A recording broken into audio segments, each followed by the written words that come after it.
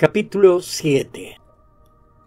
Nuestra Carola y mi sobrina, estudiante apasionada por las ciencias y en particular por la neurobiología, su fascinación por el funcionamiento del sistema nervioso la había llevado a sumergirse en la lectura de un complejo y enigmático capítulo, el número 7, sobre el potencial de acción.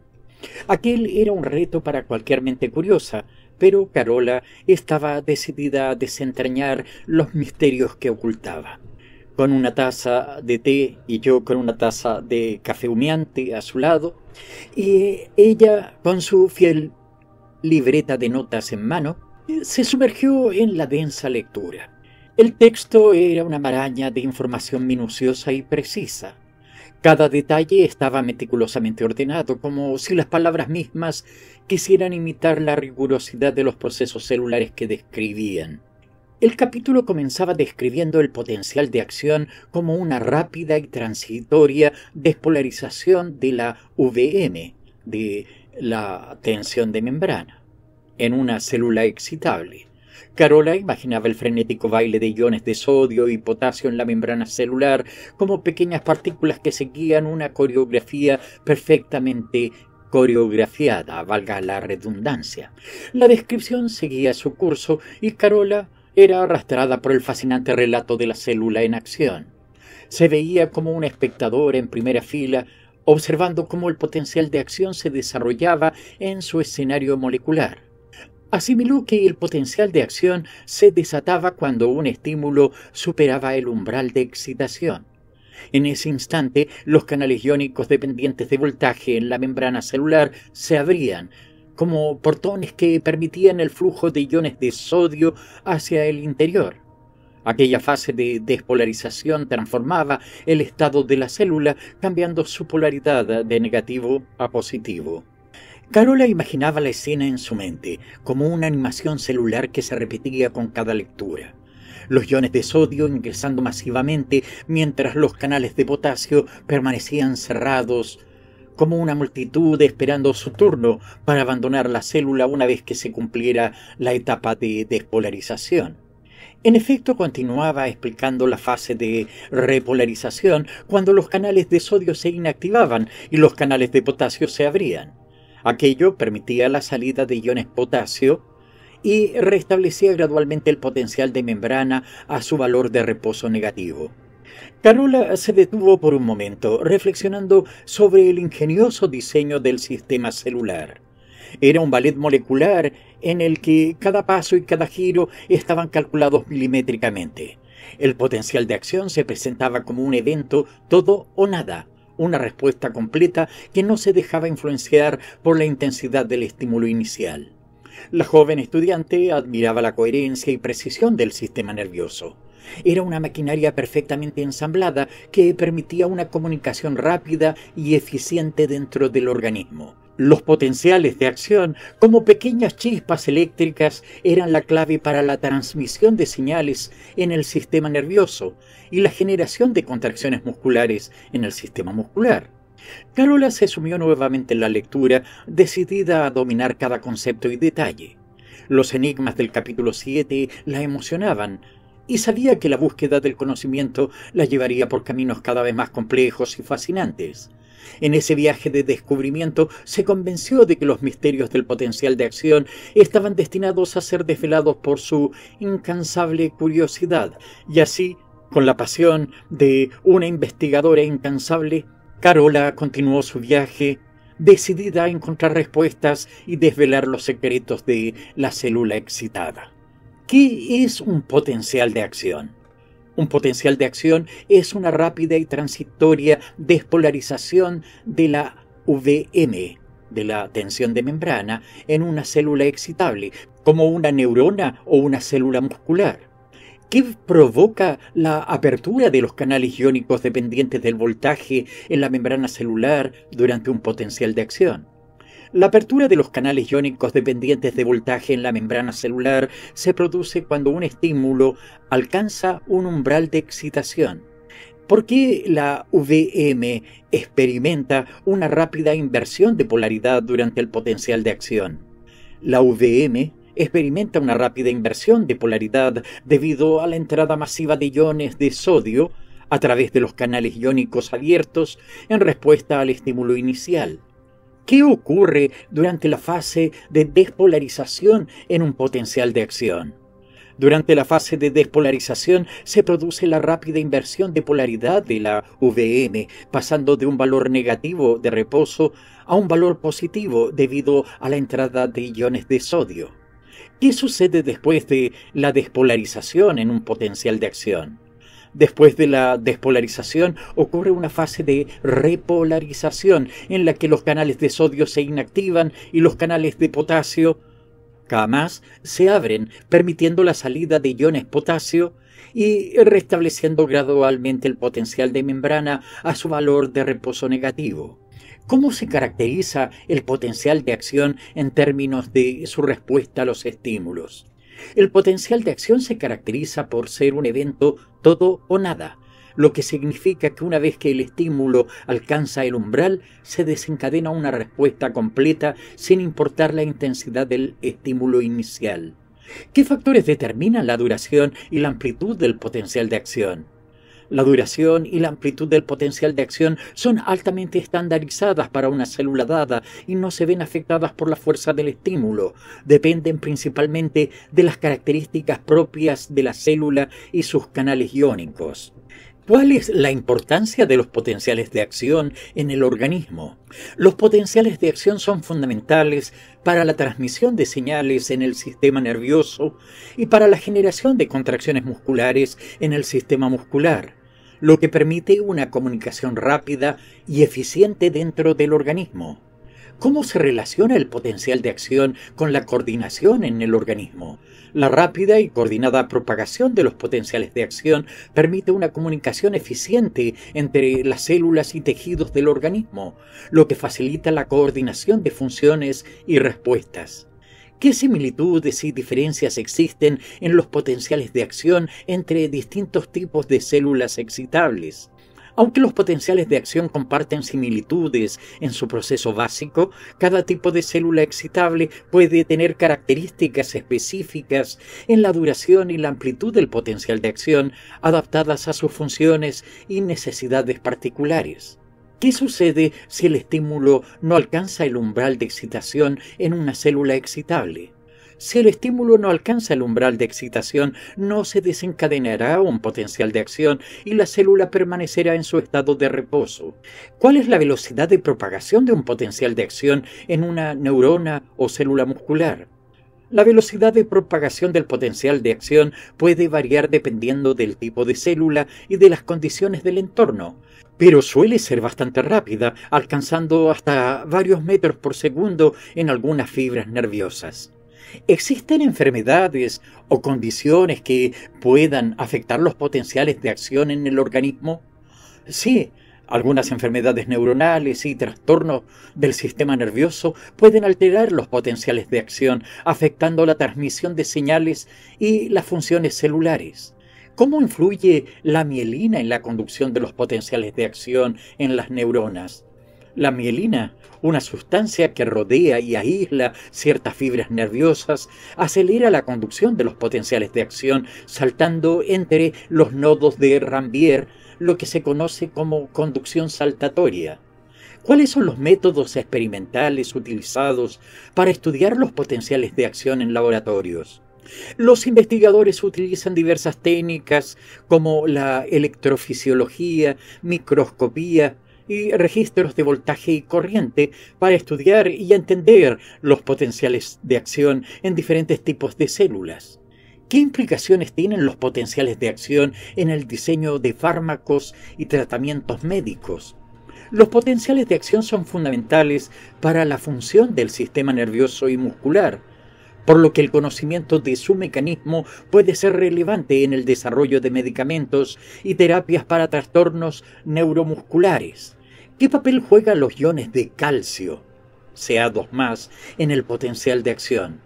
Aunque el texto no lo mencionaba, los iones de calcio también juegan un papel importante en el potencial de acción, ya que están involucrados en varios procesos de regulación y modulación de las corrientes iónicas durante el evento. ¿Qué desafíos enfrenta la investigación sobre los potenciales de acción en la actualidad?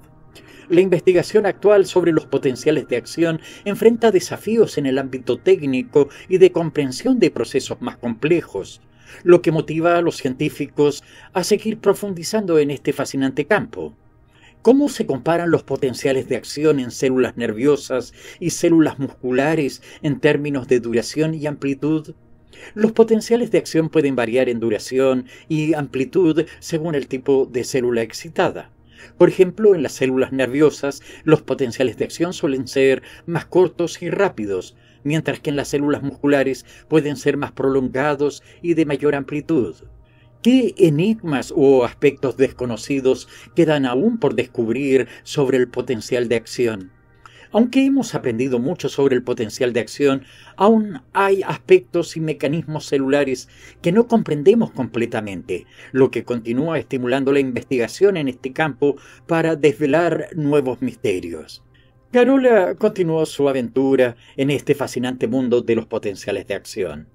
Con el nuevo texto en sus manos, se adentró en el siguiente texto, preparada para enfrentar más desafíos en su búsqueda del conocimiento. ¿Qué ocurre con la membrana celular durante un potencial de acción en neuronas y células excitables? Durante un potencial de acción, la membrana celular aumenta rápidamente su permeabilidad a los iones de sodio, permitiendo la entrada de estos iones y volviendo el potencial dentro de la célula más positivo. A esta fase se le conoce como despolarización. ¿Cómo regresa la célula a su nivel de reposo después de la despolarización? Después de la despolarización, la permeabilidad al sodio disminuye y la permeabilidad al potasio aumenta. Esto permite que los iones de potasio salgan de la célula, llevando el potencial de membrana de regreso a su nivel de reposo. A esta fase se le llama repolarización. ¿Qué controla las permeabilidades de la membrana a los iones de sodio y potasio durante el potencial de acción? Las permeabilidades de la membrana a los iones de sodio y potasio son controladas por canales iónicos dependientes de voltaje.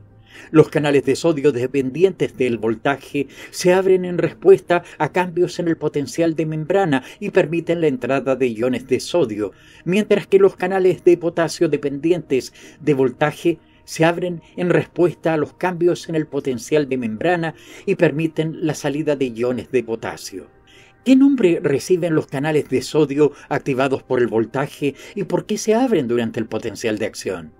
Los canales de sodio activados por el voltaje, también conocidos como canales de sodio dependientes de voltaje, se abren en respuesta a cambios en el potencial de membrana y permiten la entrada de iones de sodio durante el potencial de acción.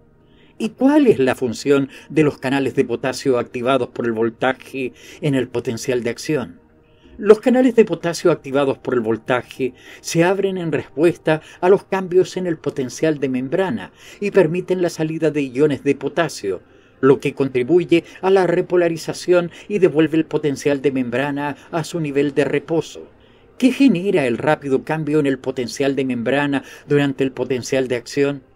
El rápido cambio en el potencial de membrana durante el potencial de acción se debe al cambio en la permeabilidad iónica, con la entrada de iones de sodio seguida de la salida de iones de potasio. ¿Cómo afectan los canales iónicos el proceso de repolarización? Los canales iónicos controlan la velocidad y eficiencia de la repolarización, ya que permiten la salida ordenada de iones de potasio para restaurar el potencial de membrana a su estado de reposo. ¿Qué sucede una vez que se completa el potencial de acción? Una vez que se completa el potencial de acción, los canales iónicos se cierran y la permeabilidad iónica vuelve a su estado de reposo, preparando la célula para responder a otro estímulo en el futuro. ¿Existen otras células excitables, además de las neuronas, donde ocurre el potencial de acción? Sí, además de las neuronas, otras células excitables, como ciertos tipos de células musculares, también experimentan potenciales de acción. ¿Hay diferencias en la duración y amplitud del potencial de acción entre distintos tipos de células excitables? Sí, Las características del potencial de acción pueden variar entre diferentes tipos de células excitables debido a sus funciones y necesidades específicas. Por ejemplo, en algunas células musculares el potencial de acción puede ser más prolongado que en las neuronas. ¿Cómo influye la rapidez de apertura y cierre de los canales iónicos en la velocidad del potencial de acción? La rapidez de apertura y cierre de los canales iónicos tiene un impacto directo en la velocidad del potencial de acción. Canales iónicos que responden de manera más rápida pueden acelerar el proceso de despolarización y repolarización. ¿Qué ocurre en una célula excitable si los canales de sodio no se cierran correctamente después de la fase de despolarización? Si los canales de sodio no se cierran correctamente después de la fase de despolarización, la célula podría mantenerse en un estado despolarizado o hiperexcitado, lo que podría interferir con su función normal. ¿Cuál es la importancia de la repolarización para la preparación de la célula para futuros estímulos? La repolarización es esencial para restaurar el potencial de membrana a su nivel de reposo, permitiendo que la célula esté lista para responder a nuevos estímulos sin interferencias de su estado previo. ¿Cómo se relaciona la excitabilidad celular con la capacidad de las neuronas para transmitir señales eléctricas y comunicarse entre sí? La excitabilidad celular y el potencial de acción son fundamentales para que las neuronas transmitan señales eléctricas y se comuniquen entre sí, lo que permite el funcionamiento del sistema nervioso. ¿Qué factores pueden afectar la velocidad y eficiencia del potencial de acción en una célula excitada?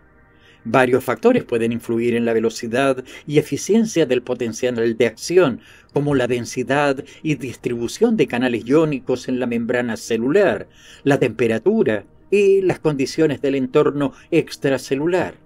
¿Qué aplicaciones médicas y tecnológicas se derivan del conocimiento sobre los potenciales de acción?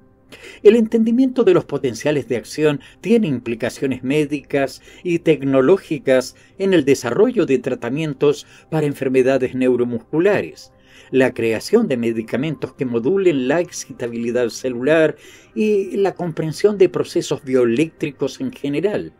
¿Cuáles son los métodos experimentales que se utilizan para estudiar los canales iónicos y su relación con los potenciales de acción? Los científicos emplean diversas técnicas, como el registro de corrientes iónicas en células, la utilización de fármacos que afecten la actividad de los canales iónicos y técnicas de ingeniería genética para manipular su expresión, para estudiar los canales iónicos y su relación con los potenciales de acción. ¿Qué sucede en el potencial de acción en células excitables de organismos que viven en entornos extremos, como los organismos extremófilos? En organismos extremófilos que viven en entornos extremos, los potenciales de acción podrían adaptarse de manera especializada para permitir su supervivencia en condiciones ambientales desafiantes.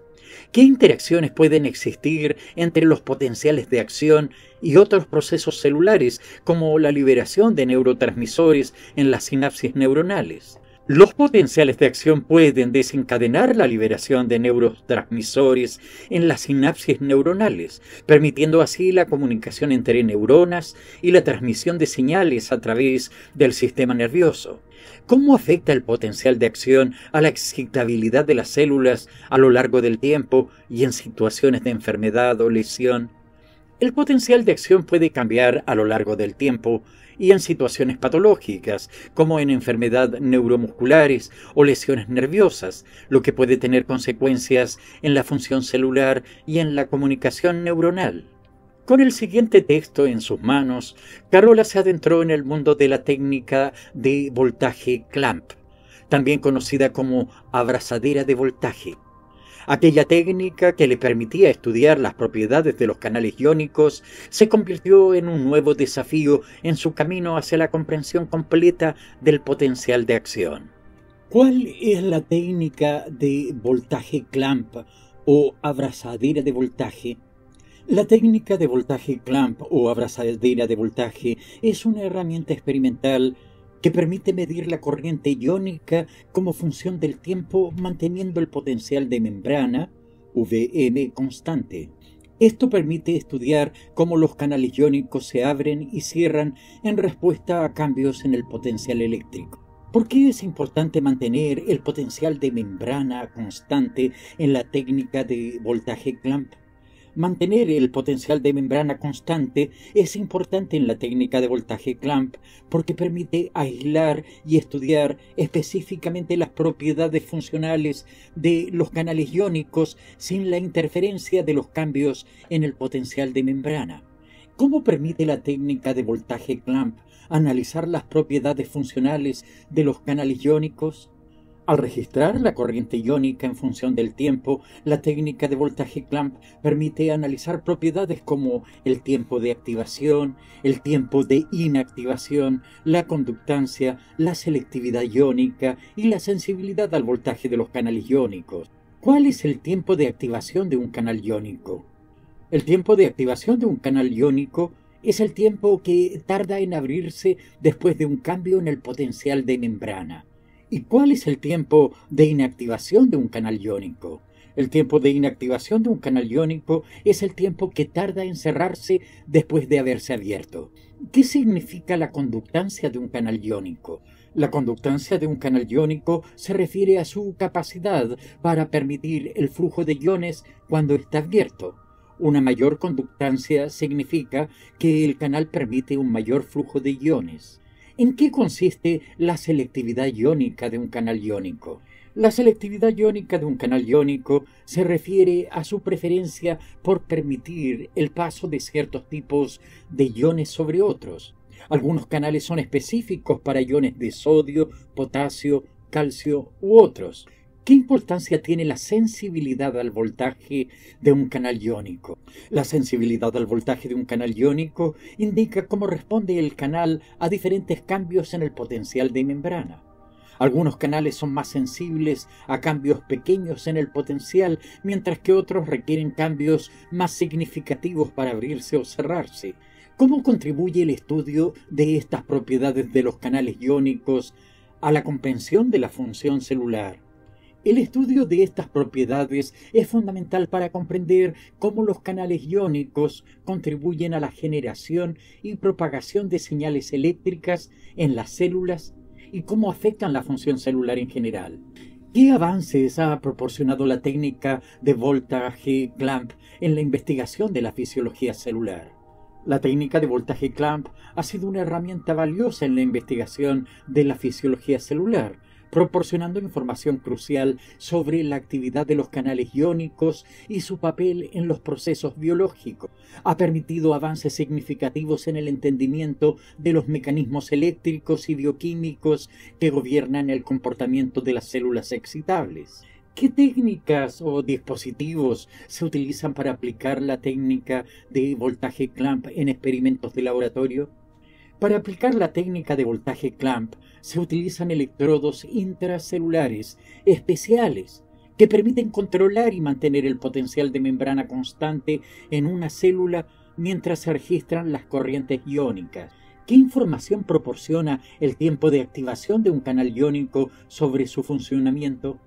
El tiempo de activación de un canal iónico puede dar pistas sobre la rapidez con la que responde a los cambios en el potencial de membrana y cómo se abre para permitir el flujo de iones. ¿De qué manera podría afectar la alteración en el tiempo de inactivación de un canal iónico a la célula excitada? Una alteración en el tiempo de inactivación de un canal iónico podría afectar la duración del potencial de acción y la capacidad de la célula para responder a estímulos consecutivos. ¿Qué tipo de iones podrían pasar a través de un canal iónico con alta conductancia? Un canal iónico con alta conductancia permitiría un flujo más significativo de iones a través de la membrana celular, lo que podría influir en el comportamiento eléctrico y bioquímico de la célula. ¿Qué importancia tiene la selectividad iónica en el funcionamiento de las células excitables? La selectividad iónica es crucial para determinar qué tipos de iones pueden fluir a través de un canal, lo que afecta directamente la excitabilidad y la función de la célula excitada. ¿Cómo podría afectar la sensibilidad al voltaje de un canal iónico a la capacidad de una célula para responder a cambios en el entorno?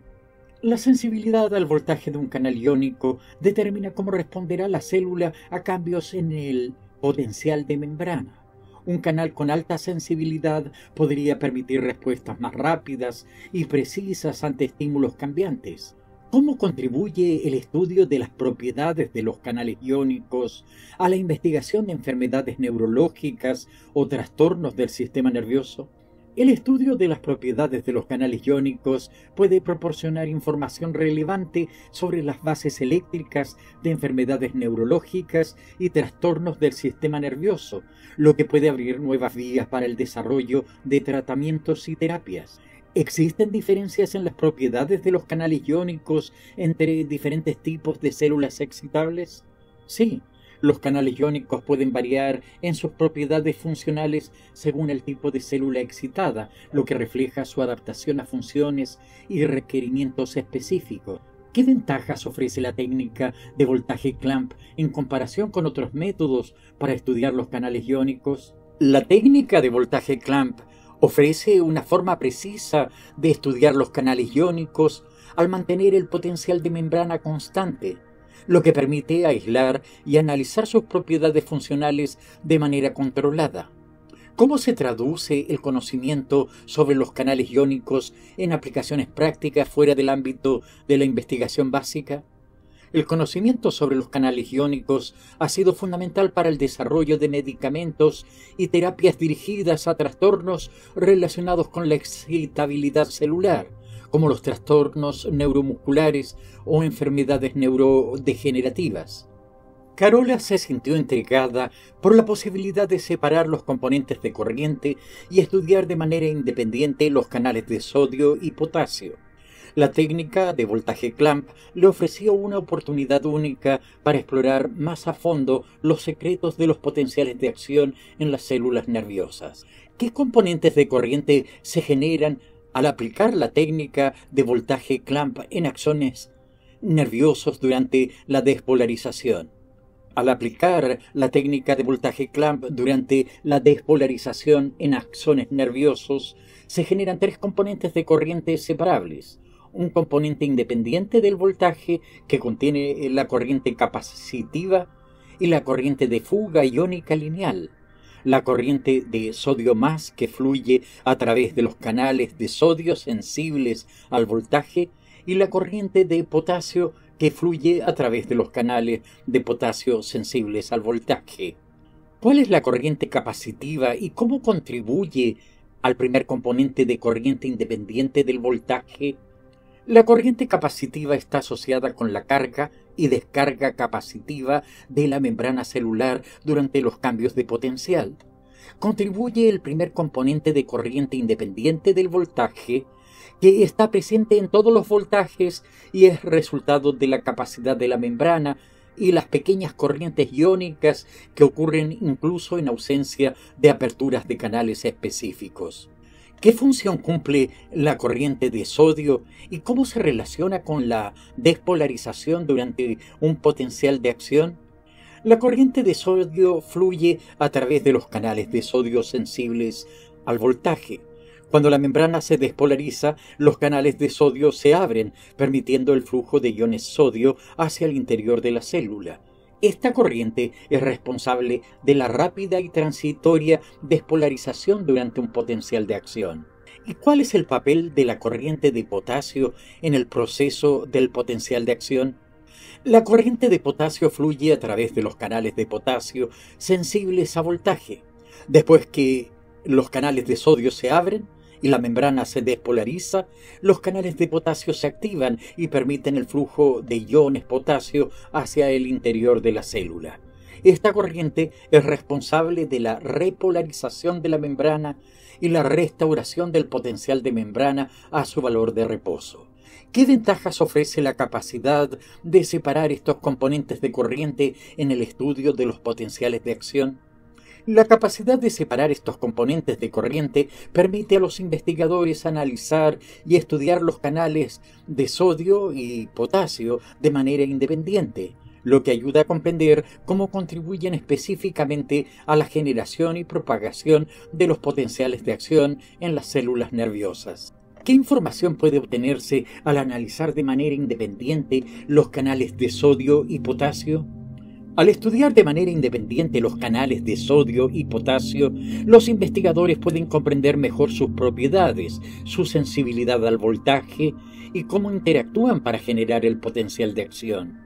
¿Cómo ha influido la técnica de voltaje clamp en la comprensión de la excitabilidad de las células nerviosas?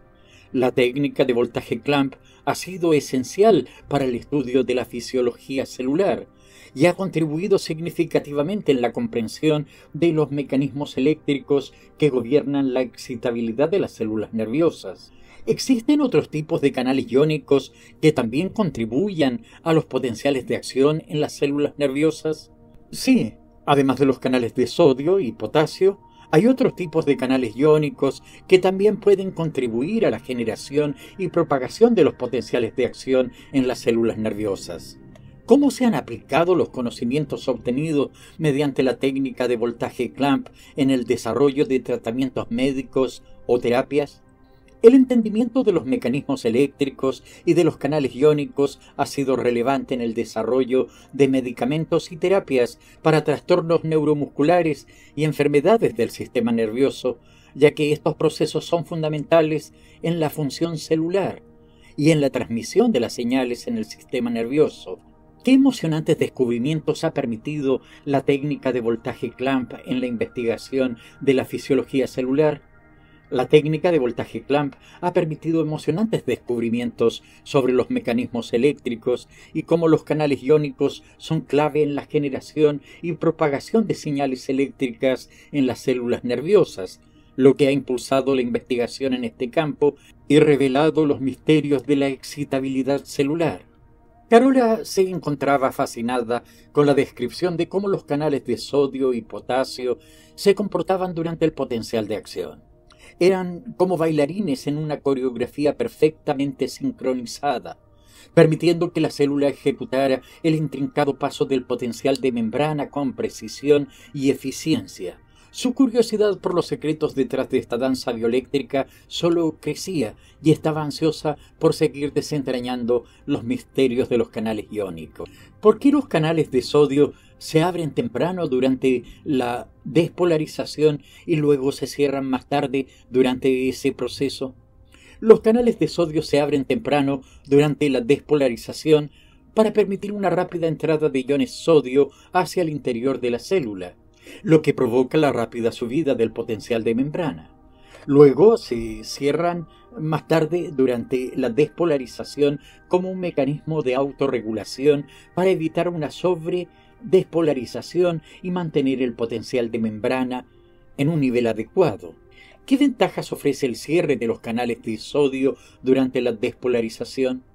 El cierre de los canales de sodio durante la despolarización es esencial para evitar una despolarización continua y descontrolada, lo que podría llevar a una pérdida de la estabilidad celular y una disrupción en la transmisión de señales eléctricas. ¿Cuál es el papel de los canales de potasio durante la despolarización?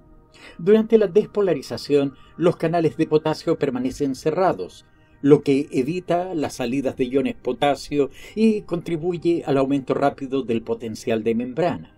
¿Por qué los canales de potasio se abren más lentamente que los canales de sodio? Los canales de potasio se abren más lentamente que los canales de sodio porque sus mecanismos de activación son diferentes, lo que lleva a una cinética más lenta de su apertura en respuesta a la despolarización. ¿Qué consecuencias tendría una alteración en la cinética de apertura de los canales de potasio durante la despolarización? Una alteración en la cinética de apertura de los canales de potasio podría afectar la repolarización de la membrana y la restauración del potencial de membrana a su valor de reposo, lo que podría tener implicaciones en la excitabilidad celular y la transmisión de señales eléctricas. ¿Por qué es importante que los canales de potasio permanezcan abiertos durante la despolarización? Los canales de potasio permanecen abiertos durante la despolarización para permitir la salida de iones potasio, lo que repolariza la membrana y restaura el potencial de membrana a su valor de reposo después del rápido aumento durante el potencial de acción. ¿Qué sucedería si los canales de potasio no permanecieran abiertos durante la despolarización? Si los canales de potasio no permanecieran abiertos durante la despolarización, la repolarización de la membrana sería más lenta o ineficiente, lo que podría afectar la capacidad de la célula para responder a estímulos consecutivos y su excitabilidad en general. ¿Cómo se coordinan los canales de sodio y potasio para asegurar la generación adecuada de los potenciales de acción?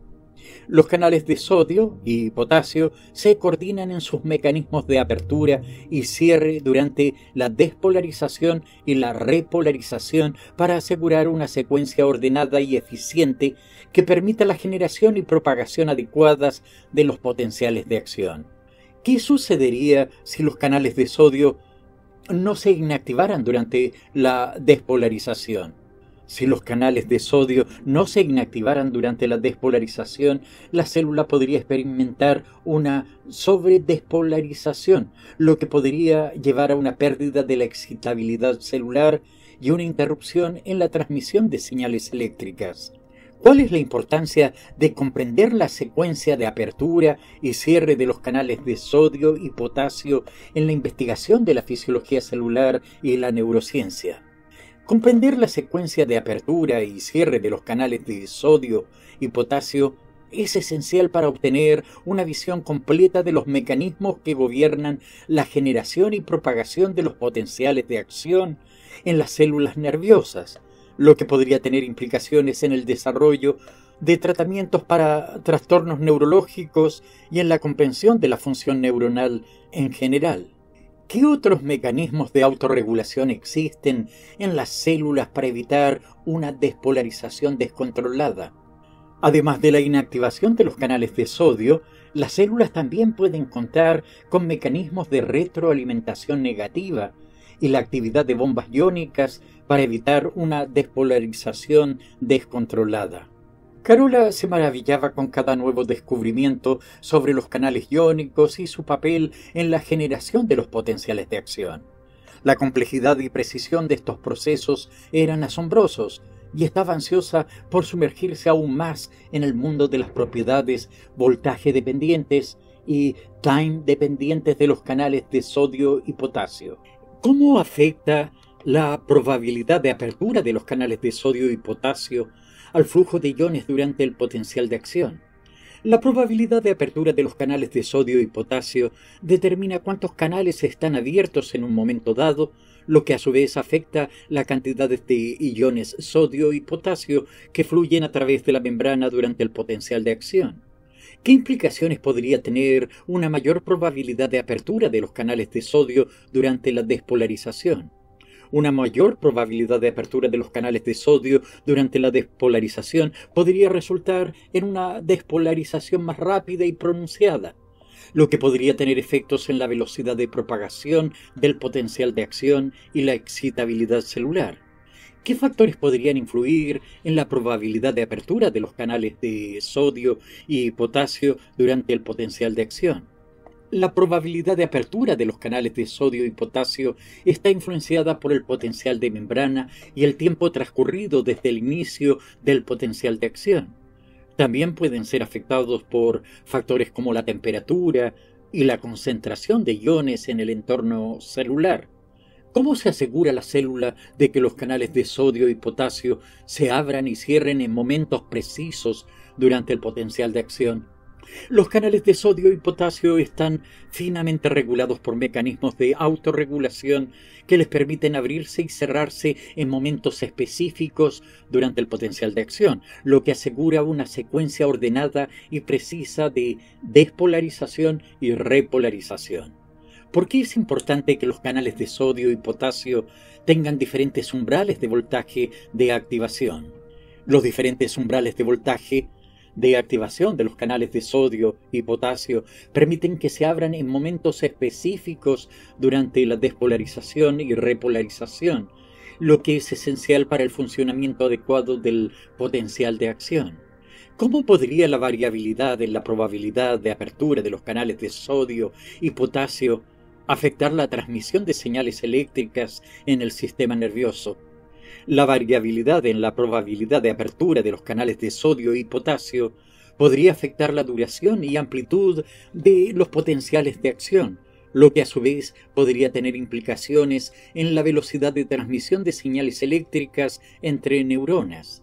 ¿Qué sucede con la probabilidad de apertura de los canales de sodio y potasio durante la repolarización?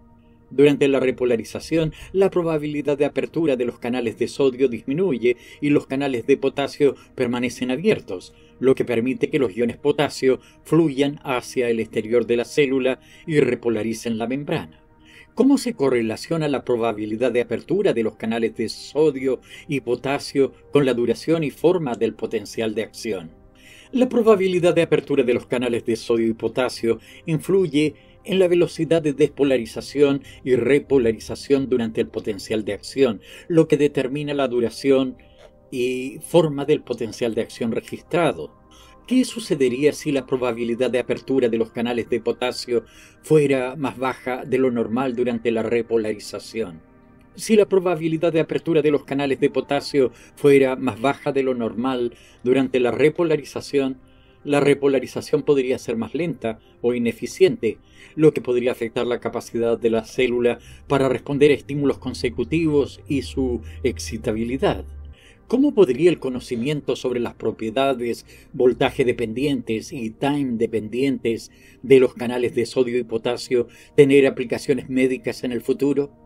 El conocimiento sobre las propiedades voltaje dependientes y time dependientes de los canales de sodio y potasio podría tener aplicaciones médicas en el desarrollo de medicamentos y terapias dirigidas a trastornos neurológicos y enfermedades del sistema nervioso, que podrían actuar modulando la actividad de estos canales iónicos para restaurar la función celular adecuada. Carola se encontraba fascinada con la técnica de Pasch-Clamp y su capacidad para estudiar la actividad de un solo canal iónico a nivel individual.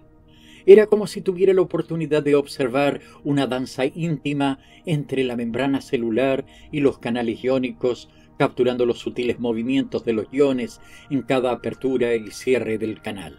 ¿Qué diferencia al Pasch-Clamp de la técnica de voltaje Clamp convencional? El Pasch-Clamp es una variante de la técnica de voltaje Clamp que permite el estudio detallado de un solo canal iónico a nivel individual, mientras que el voltaje Clamp registra la corriente iónica total en una célula. El Pasch-Clamp se enfoca en un pequeño parche de membrana y permite analizar eventos individuales de apertura y cierre de canales iónicos. ¿Por qué el Pasch-Clamp es considerado una técnica de alta resolución para el estudio de canales iónicos? El Pasch-Clamp proporciona información detallada sobre la actividad de un solo canal iónico, permitiendo analizar eventos de apertura y cierre de manera individual. Esto ofrece una resolución sin precedentes para estudiar la cinética y las propiedades del canal.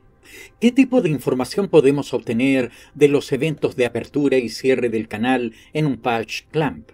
Los eventos de apertura y cierre del canal proporcionan información sobre la cinética del canal, como la velocidad de apertura y cierre, la duración de los estados abierto y cerrado y la frecuencia de los eventos.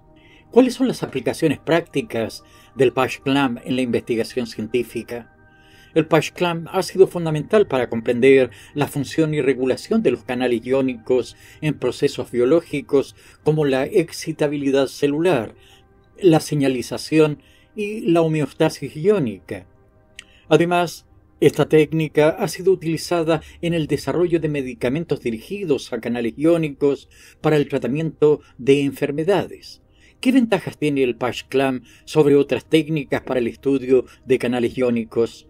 El Pasch-Clamp permite el estudio de canales iónicos a nivel individual, lo que proporciona una visión detallada de la actividad del canal. Además, al ser una técnica in vitro, se puede controlar con precisión el entorno experimental y las condiciones de estudio. ¿Existen limitaciones o desafíos asociados con el uso del Pasch-Clamp? El Pasch-Clamp es una técnica compleja y requiere habilidades técnicas avanzadas para su implementación.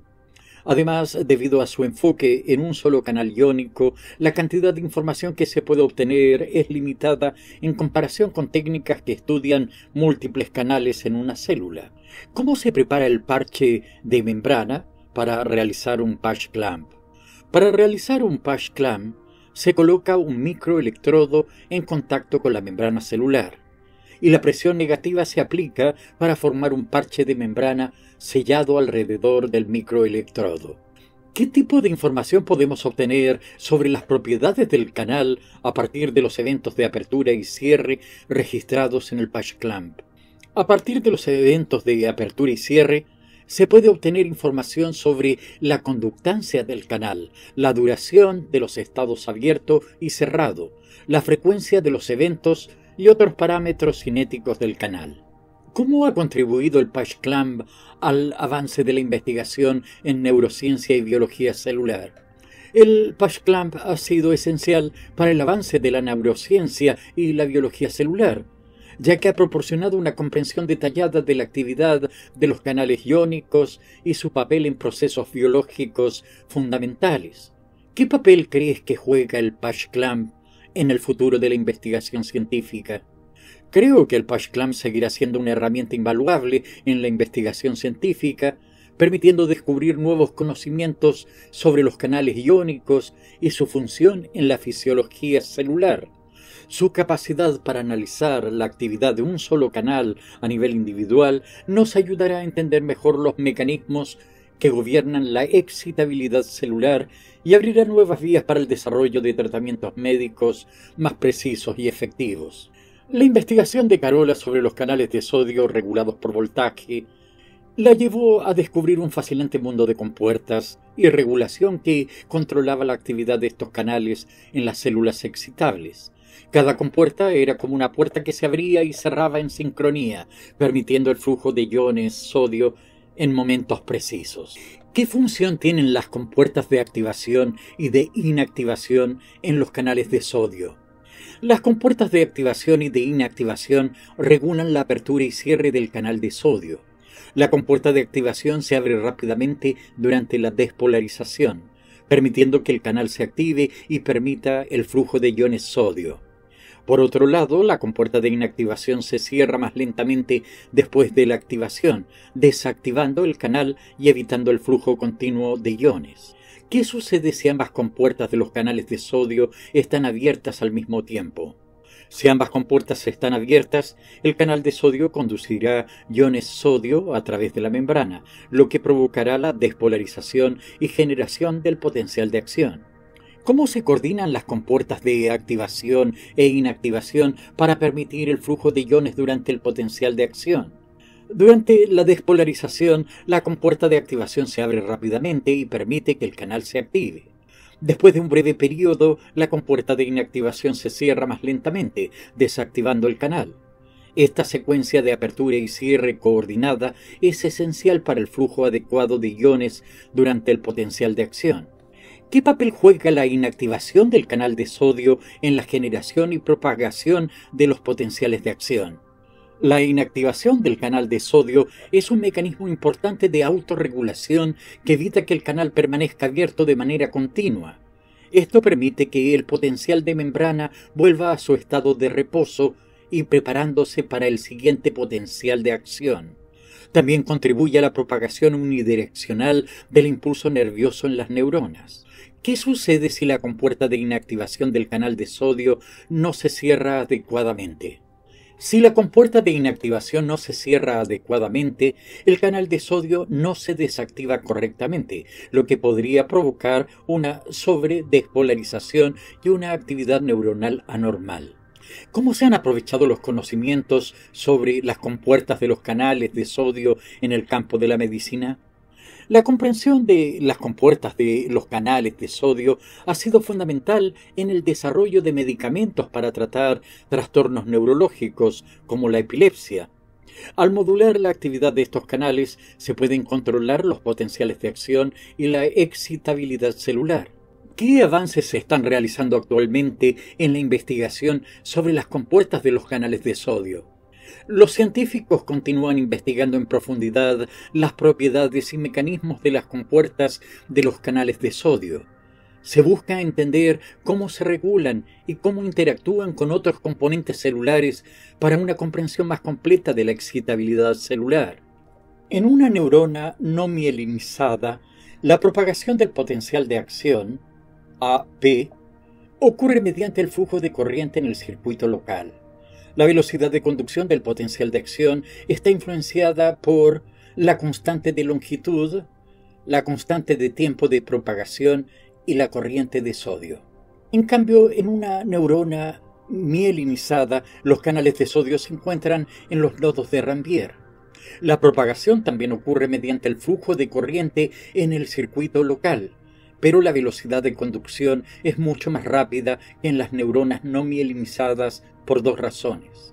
La región internodal, la parte mielinizada entre los nodos, tiene una constante de longitud grande debido a la alta resistencia de la membrana, lo que permite que el potencial de acción se propague más lejos sin disminuir su amplitud. La región internodal también tiene un tiempo constante de propagación, corto debido a la baja capacitancia de la membrana, lo que permite una rápida carga y descarga eléctrica. Estas características de las neuronas mielinizadas permiten una propagación más rápida y eficiente de los potenciales de acción, lo que es esencial para una rápida transmisión de la información en el sistema nervioso. La mielinización es un mecanismo importante para aumentar la velocidad de conducción de las señales eléctricas en el sistema nervioso. A medida que Carola profundizaba en el estudio de la propagación de los potenciales de acción en las neuronas, se encontró con un intrigante contraste entre las neuronas mielinizadas y no mielinizadas. La velocidad de conducción de los potenciales de acción parecía estar influenciada por diferentes factores en cada tipo de neurona. ¿Qué es la longitud constante y cómo afecta la velocidad de conducción del potencial de acción en una neurona no mielinizada? La longitud constante es una medida que indica la distancia a la que el potencial de acción se propaga sin disminuir significativamente su amplitud. En una neurona no mielinizada, una longitud constante, más pequeña, implica una rápida disminución de la amplitud del potencial a medida que se propaga a lo largo de la célula, lo que limita su velocidad de conducción. ¿Cuál es el tiempo constante de propagación y por qué es importante la velocidad de conducción del potencial de acción? El tiempo constante de propagación es una medida que indica el tiempo necesario para que el potencial de acción se propague a lo largo de una distancia determinada. En una neurona no mielinizada, un tiempo constante de propagación más largo implica una propagación más lenta del potencial de acción. ¿Por qué en una neurona mielinizada la velocidad de conducción del potencial de acción es mucho más rápida que en una no mielinizada? En una neurona mielinizada, la constante de longitud es grande debido a la alta resistencia de la membrana en las regiones internodales mielinizadas entre los nodos de Ranvier. Esto permite que el potencial de acción se propague más lejos sin disminuir su amplitud, lo que aumenta la velocidad de conducción. Además, el tiempo constante de propagación es corto debido a la baja capacitancia de la membrana en las regiones internodales, permitiendo una rápida carga y descarga eléctrica. ¿Cómo influye la presencia de canales de sodio en los nodos de Ranvier en la velocidad de conducción del potencial de acción en una neurona mielinizada? Los canales de sodio presentes en los nodos de Ranvier permiten la regeneración rápida del potencial de acción a medida que éste se propaga de nodo en nodo. Esta regeneración es fundamental para mantener la amplitud y la velocidad del potencial de acción en una neurona mielinizada. ¿Qué ventajas ofrece la mielinización en términos de la transmisión de la información en el sistema nervioso? La mielinización es un mecanismo importante para aumentar la velocidad de conducción de los potenciales de acción en las neuronas. Esto permite una rápida transmisión de la información en el sistema nervioso, lo que es esencial para una comunicación eficiente entre las distintas partes del cuerpo y el cerebro. ¿Hay alguna otra ventaja o función importante de la mielinización aparte de la velocidad de conducción del potencial de acción? Sí, la mielinización también actúa como un aislante eléctrico que evita la pérdida de corriente y facilita la propagación unidireccional de los potenciales de acción. Además, protege y nutre las fibras nerviosas, contribuyendo a la salud y el buen funcionamiento del sistema nervioso. ¿Hay alguna desventaja o efecto secundario de la mielinización en la función neuronal? Aunque la mielinización ofrece importantes ventajas en términos de velocidad de conducción, también puede limitar la flexibilidad y adaptabilidad de la neurona.